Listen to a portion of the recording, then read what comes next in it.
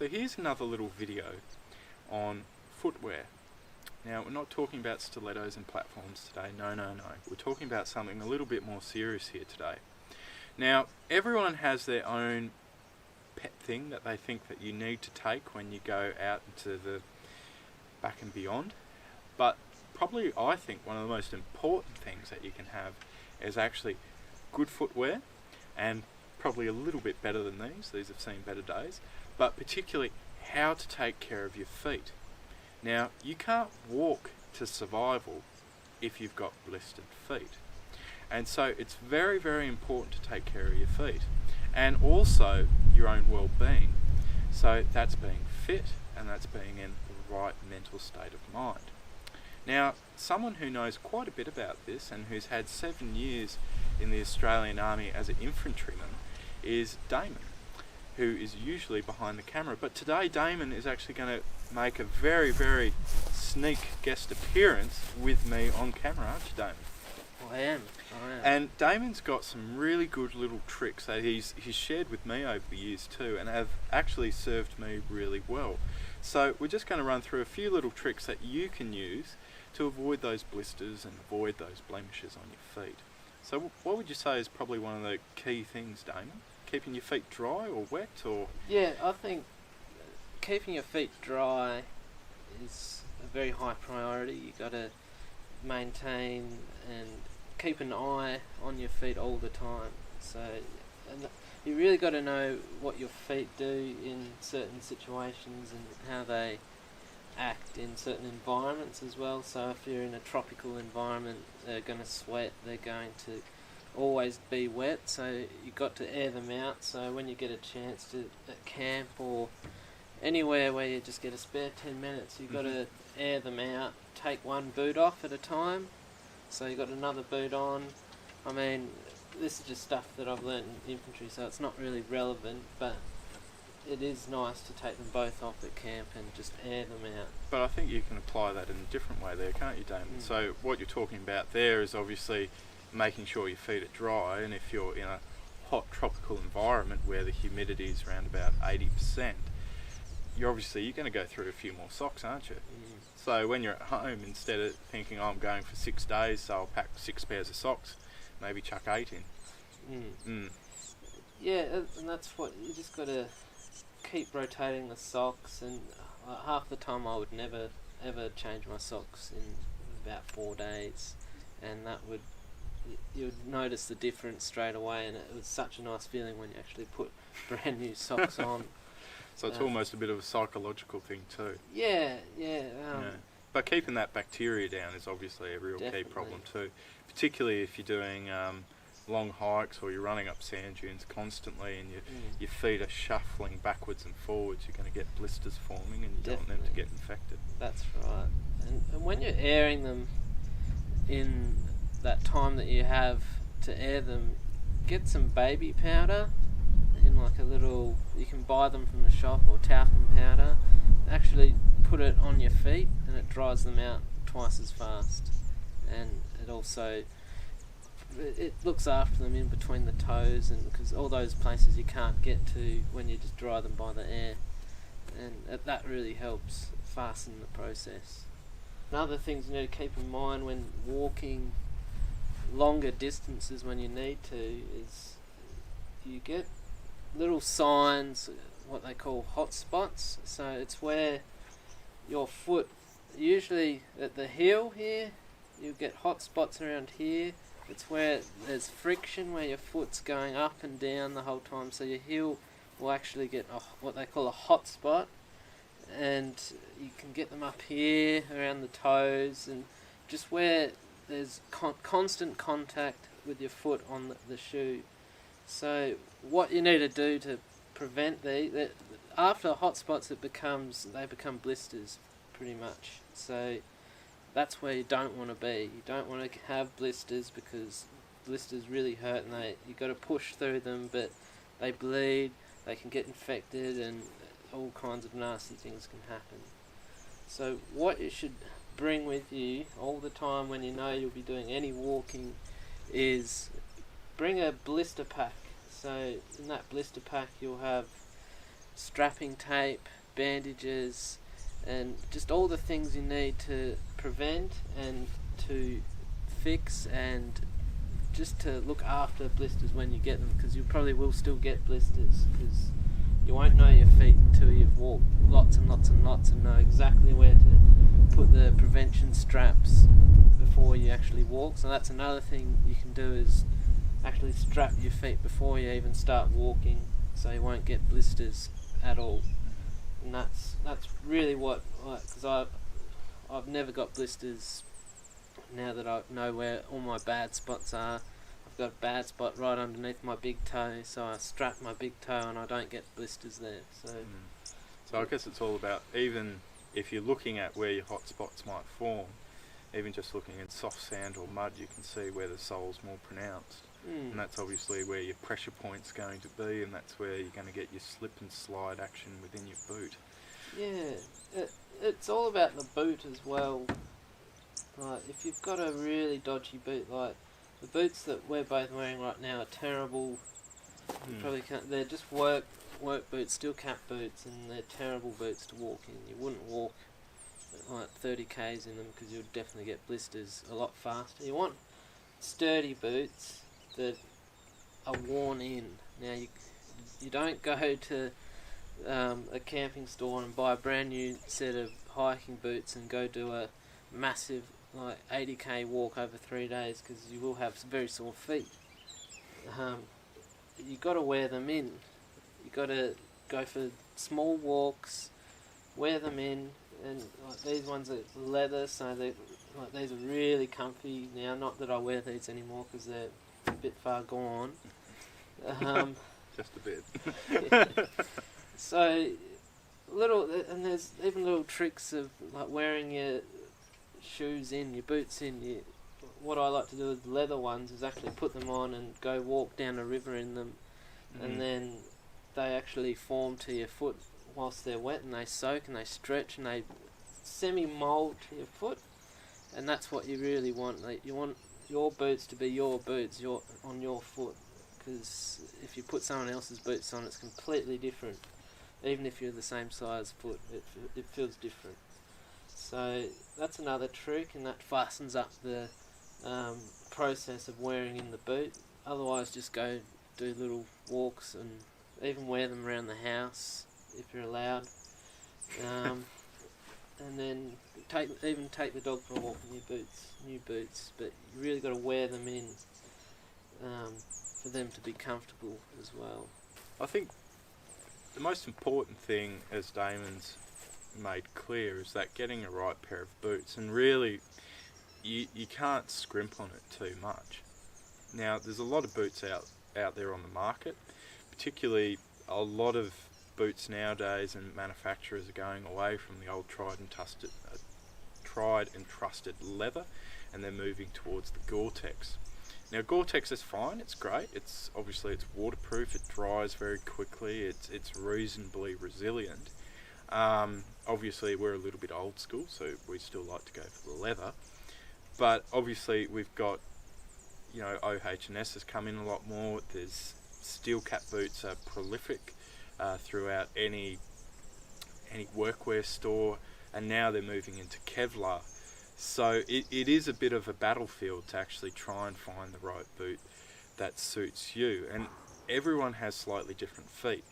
Some people have a narrower foot. For me, I'm actually slightly wider, so as Damon was saying, like, we don't obviously, but if we did have the same size or take the same size boot, the way that the boot would actually have to shape and mould to our foot is very different. One trick that Damon obviously mentioned was walking down a riverbed, and I think another trick that I've heard, and I have done in the past too, is actually putting the boots on and just sitting at the computer or the TV and actually putting them in hot water, and that actually allows the leather to stretch and mould around your foot a little bit more, and that does make a big difference. The other thing is, obviously, with blisters and that Damon mentioned, or the hot spots, is making sure that your boots are actually laced up right. There's so many cases that I see of people today, and I just don't get it. You know, you probably see it all the time too, Damon. So they actually have them all the laces undone, so they're like a pair of thongs or a pair of Chinese safety boots. Not being racist, but they're basically down there like that. So you've got no ankle support at all. You've got no support from the back, and really you're just going to get a rolled ankle. So you've got to make sure you sit down and you lace up your boots right. And this is something I learnt when I was in artillery, and we weren't even walking anywhere near as far as you guys. We just have to walk from the truck to the gun. But you want to make sure that they're not done up too tight, that your feet are going to go purple, but you want to make sure that they're firm enough. And I always get my shoe and I always push it a little bit to the left, a little bit to the right, a little bit up, a little bit down. And I feel if there's any slight bit of movement. And if it's sloshing around quite a bit, then I need to know I need to sit down and I need to work from the front of the boot up, and I need to make sure that's a nice firm fit. Because as Damon was saying, round the heel of the boot and actually towards either the inner or the side, depending on how you walk or your gait of your walk, will affect where you're actually going to get your blisters. Now, something we haven't gone into is horror stories with boots. And I know I've got a few, I'm sure Damon's got a few too. But Damon was talking about tropical environments, and tropical environments are probably the worst for sores and blisters. Just due to the humidity, isn't it really? Humidity, which brings water, you've got monsoonal conditions, or the wet season that we have here, up around Darwin and the Kimberleys and far north Queensland. And with mosquitoes, you obviously get Ross River virus, and there's obviously stagnant water and you've got bacteria. So those exposed wounds are obviously going to get infected pretty quickly, aren't they? I know from my limited training, these obviously have drain plugs inside them here. And one of the key things everyone does is they pull the drain plugs out. And some other boots on the market do share this feature too. And then the first thing everyone does is they go and walk through a puddle, don't they? And then they go, oh, my feet are all wet. And everyone's lost their drain plugs. So having dry feet is really, really important. And that's what you were kind of getting at with the socks, weren't you? And just taking a few extra socks with you. So that's really important, because those blisters or even ulcers will become infected really, really quickly. One of the horror stories I heard was actually from my bombardier, or my corporal, bombardier, because I was in artillery. And it was pretty disgusting, but this guy had done an epic march, and they got to camp and he said, my feet are killing me, my feet is killing me, particularly my left foot, it's really, really killing me. And they took his boot off, and his boot was on really tight. They pulled the boot off, and then they went to pull his sock off. And it makes me cringe even now. It was making Damon cringe before we started filming. All the skin from the underside of his foot, from the front part of his foot up to his toes, came clean off, ripped off. There was that much damage due to the continuous pressure from walking, and they must have done at least 80 k's or so that day, which they do from time to time. It had actually damaged all the tissue and damaged all the skin. And what they actually did is they took some latex skin, and latex skin is actually a really good one if you are into hiking. It's probably a little bit extreme for what we're looking at doing, but they actually put latex skin over the top of it, and obviously they knew what they were doing, and that actually managed for him to actually be able to walk to safety. And that's probably the most important thing, and that's why we're doing this video, is that a lot of people end up just going out in the bush, they take a pair of runners, a pair of thongs, and they think they're fine. But one of the most important things you can do is actually invest in a good pair of boots. If you're in a cold temperate environment like here in Tassie, probably one of the better things would be like a pair of gum boots, wouldn't it, Damon?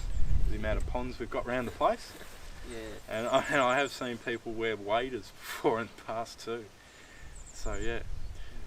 So any more little tricks you've got, or anything you'd want to say on that subject there, Damon? Well, I do have a horror story. Oh, great. We all love horror stories here, don't we? So, what happens when your foot's exposed to being wet for a prolonged time? You get what they call crumpet foot. So what that is if you imagine if you go to the pool or in the bath or even in the shower for a prolonged time, your skin actually wrinkles up, and it's kind of the same thing but on an extreme level. So you Come feed a bit of a prune almost. yeah. So what happens is your underneath of your foot turns into a kind of dotty, and it starts to go brown, and it looks like a crumpet. And what a crumpet is, it's like what else? I guess you'd say it's almost like a small cake or a pancake, but it's been aerated, so it's almost like a honeycomb. Got tiny little vesicles all across the top, or tiny little holes. Yeah. And does it go pretty much like that, would you say? Yeah. So that's what it looks like, and that's what its nickname is. And a bit like the old trench foot, I guess. Yeah, that's what it is pretty much. And trench foot is pretty much that. It's just your feet are constantly wet, and you just can't get them dry, and it does happen. And it's just a matter of airing them out and doing what you can. But this is extreme situations. But I've seen it happen. I've seen people get crumpet foot, and it smells, and it doesn't look nice, and it's not very comfortable for the person. So it's something I'll definitely try to prevent. Crumpet foot. Like that would be the worst thing, apart from getting gangrene, obviously, and having to amputate your foot. But I guess with that too is having good pairs of socks too. I know something that I've used. Like I've worked obviously in cold environments and also extreme heat, and the bamboo socks tend to work quite well too. They're not quite as hot. They tend to breathe a lot more than their wool counterparts. But really, I think going for the woolen socks, if you can, or their bamboo rivals, is a really good way to go. There's also socks called seal skins. What they are, they're actually completely waterproof.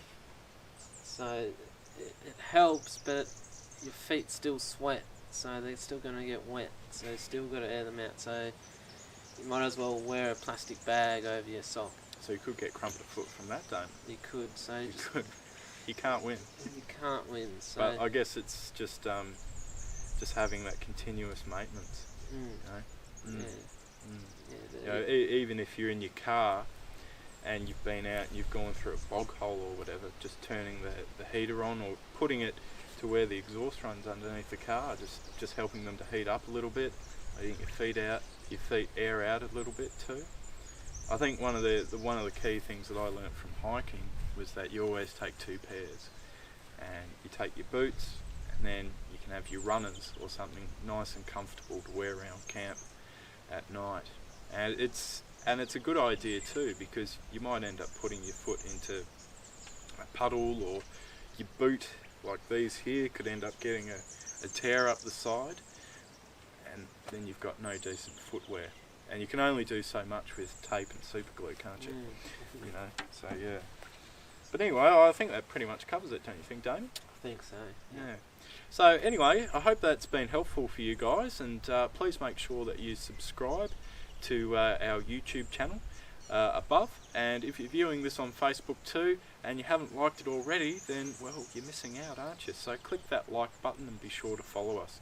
And we'll be catching you later on for a few more little tricks along the way. Okay, see you later.